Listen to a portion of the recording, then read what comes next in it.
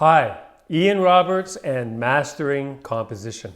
So last week we had our Christmas special on the Annunciation, and 2 weeks ago, if you remember, I had an image of the chapel and I did a drawing of it. So this week I want to show you the painting I did from that, and it's a larger studio painting, 30 by 36. And I just wanted to give you a glimpse of the process that I went through to finish the painting.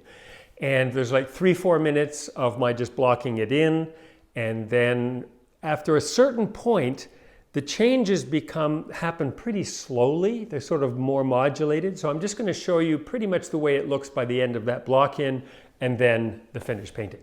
So I hope you enjoy it. I'll see you at the end.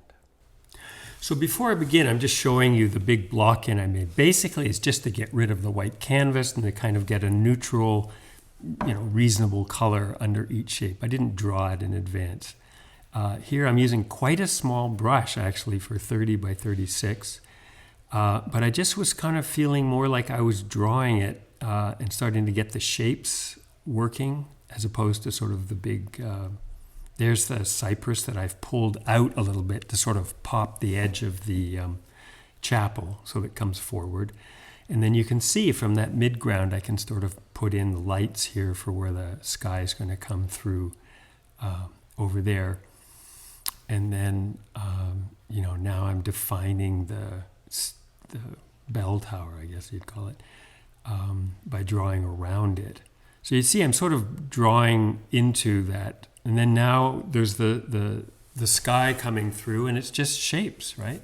Just shape by shape, and it all starts to kind of come together. You start to see, I put the shapes in, get the value right, and it starts to come together. This whole foreground area here, I didn't decide at the beginning, but as you'll see, as I go and by the end of the painting, I don't go in there and define all these bushes. I just sort of have them as a foreground set of masses that are, have complexity. But here I'm sort of putting in that blue-green color that's at the base of that tree.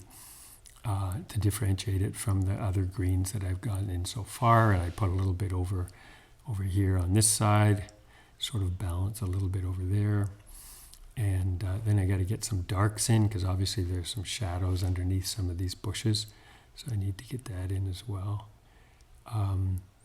But I'm making a point of not getting a ton of small shapes there. Now that whole area up there, the paint was so thin that I just had to kind of come in there and make it a little bit denser so I had something to work with because it was just too light.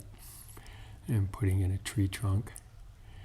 And then here are some of the shadow shapes underneath those bushes. And you can see I'm just sort of putting in some darks like that. And then I'm just softening the edges. You see I'm taking the top and the bottom, just kind of softening the edges a little bit there so that they don't jump out as brush marks quite so much.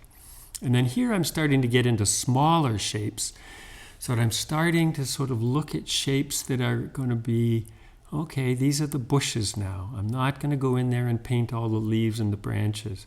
And now I'm defining those trees up there now that I've got the darker gotten rid of that wash. I'm actually defining the trees now with the darks, sort of giving us some form to that stone pine up there. Then just working into the darks down there on the edge of the field at the very back. And that's, most of the shapes are there sort of coming together, and that's pretty much the way the thing looks by the end of the block in. There I'm just sort of putting in the trunk of the stone pine back there. And then the block in is pretty much done. So I'm going to show you what the block in looks like so that you get a good sense of that. So there's the block in, and I'm just standing back a lot and working with the shape and the relationships, not trying to define and finish anything. I'm just trying to make sure that all this stuff works. And then when I'm feeling satisfied with that, just as an example, those 3 cypresses on the right, very evenly spaced, the distance between them. So I push, you'll see in the final one, I push the cypress. It's subtle, but I pushed the cypress on the far right a little bit closer to the one next to it. And there's the finished painting, and all the, what we'd call the details, the windows and so on like that, are all left to the very end once all those big relationships are really working. And you can still see the foreground area.